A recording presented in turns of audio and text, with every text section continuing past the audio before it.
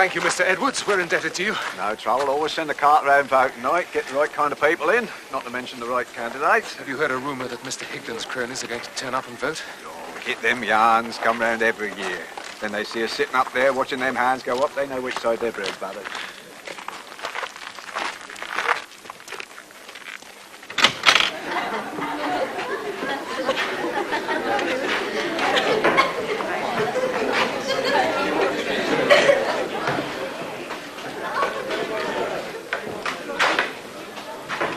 Right, well, we can now get on with the proceedings. The retiring councillors are all standing for re-election, with the exception of Mr. Hunt, who's made up.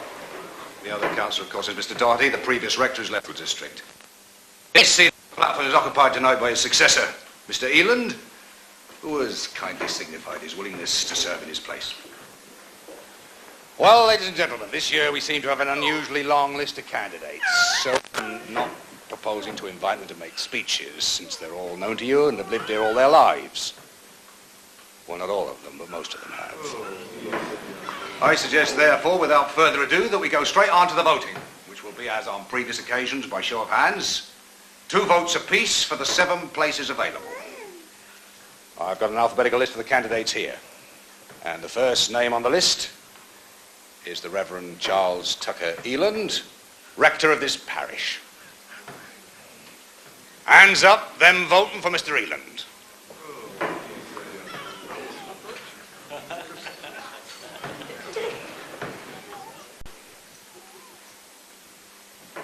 Come along now, let's not waste time.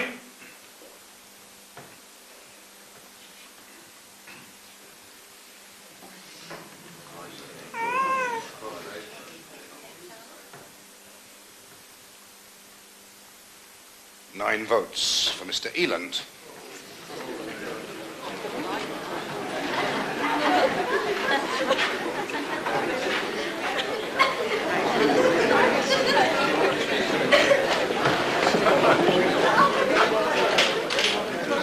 Myself, Fowler, Farmer. Hands up, please.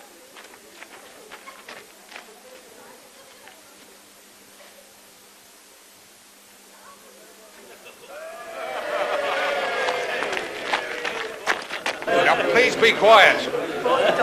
Can't hear ourselves speak. Higden, Thomas, teacher. Enough now. No noise. 28, 29, 31. 31 votes for Mr. Higden.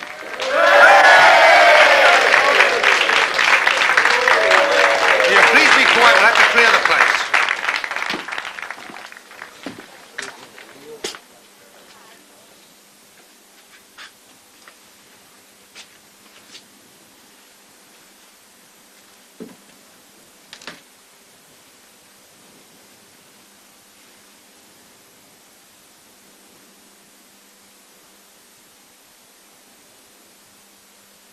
Well, we did it.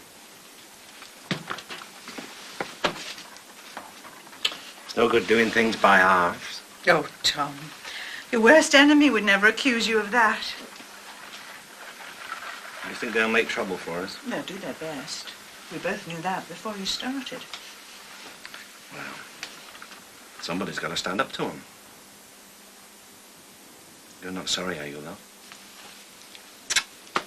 No, Tom. I'm not sorry. Anyway, what can they do? I haven't broken any laws. I've got the whole people behind me. What can they do? It's a schoolmaster. Putting mad ideas in their heads. Keeps on about the unions. If he thinks we can shell out an extra £10 a week just for the asking, I'd like to ask he where he thinks it's coming from. Does he know the price corn's fetching these days? Hardly worth taking to market. Yeah. Well, I think we've got to make a stand. If they're allowed to get away with this, the rot will spread. There's no telling where it'll end. Oh, I think we can put a stop to his gallop easily enough, if we put our minds to it. How? Outflank him through the school managers. He may think he can run the village, but 'Tis the managers run the school. And those appointments are more or less within the gift of our rector here. When are they due for reappointment? Next month. Well, we want nobody on it who's not absolutely dependable. I'm sure that can be arranged.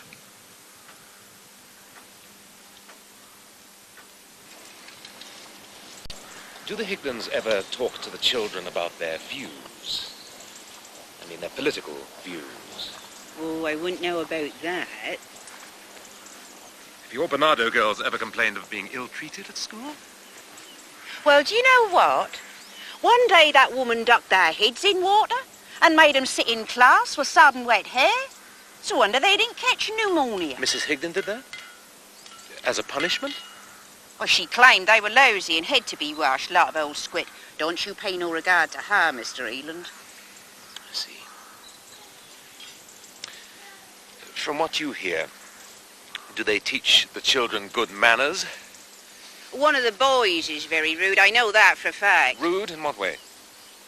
You mean, foul language? I ain't just talking about language, Mr. Eland. No? What then? He did a very rude thing. Filthy. And what I say is it shouldn't be allowed. Mrs. Philpott, if you mean what I think you mean, this is a very serious matter indeed. I have to be absolutely certain there's no misunderstanding. Now, are you telling me that this boy exposed himself? That's right. That's what he done. In broad daylight and all. And would the girls be prepared, if necessary, to testify to the truth of that? The girls? Well, I understand, of course, it must have been very upsetting for them, but if this kind of thing is going on the school premises, it must be stamped out. And I cannot take action unless there are witnesses. So I hope that I can rely on you to help me. Oh, yes. Help you do what? I want you to talk to the girls. Overcome any reluctance they may feel. Tell them they must be prepared to speak about what they saw. Oh, I'll have a talk with them, all right. They'll say anything you want them to say. Don't you worry your head about that.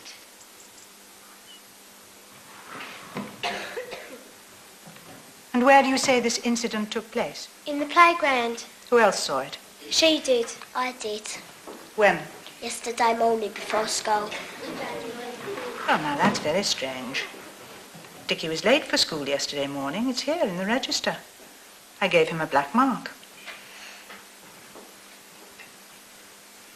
Please, perhaps it was playtime. Oh, it couldn't have been playtime either.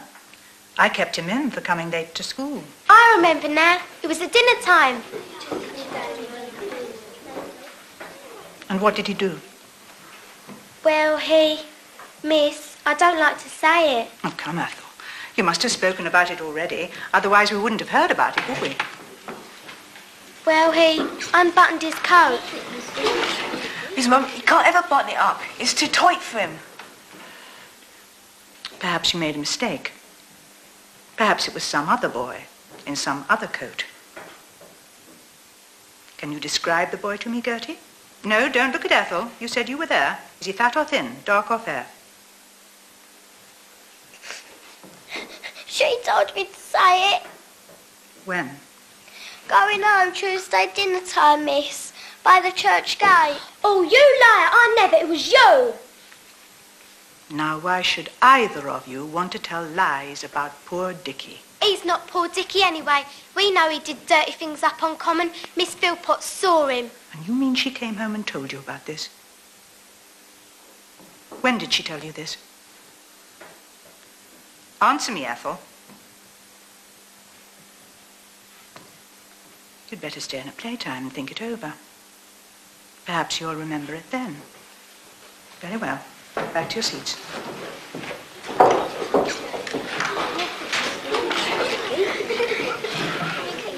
Now then, today I want volunteers for something quite new.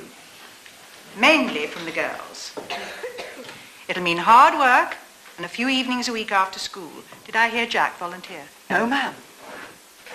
Well, up to now, for any girl leaving the village to earn her own living, the only way out has been to go into domestic service, and that's not good enough.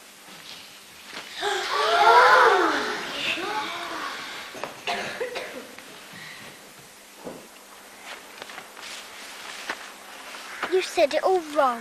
You weren't supposed to bring her into it. Oh, shut up, Gertie. What if she finds out you said that? She'll be as ratty as hell. Let her. I don't care. She'll have murder us. Well, as long as you keep your mouth shut, we'll be all right. Come on.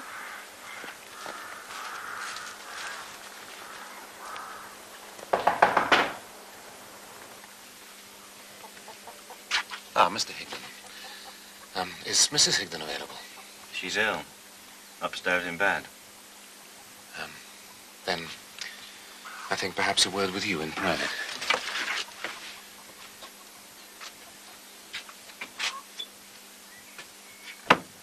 Charging her with what? Malicious ill-treatment of 2 motherless children. Those girls have been severely caned and struck about the face and head. Not by my wife, they haven't. They bear the marks, Mr. Higdon. Are you trying to make out that Mrs. Higdon did that? I don't know who did it or why. But the Board of Managers obviously can't ignore the matter. There must be an inquiry. Yes, there damn well better be an inquiry. You tell them I demand an inquiry. And an apology. Everything that happens in that classroom goes on in front of 3 dozen witnesses. You tell them to come and answer children. Yes, well... And if I hear anybody trying to blame this on my wife... Yes, Mr. Higdon? Well, they'll be sorry, that's all. They'll be very sorry.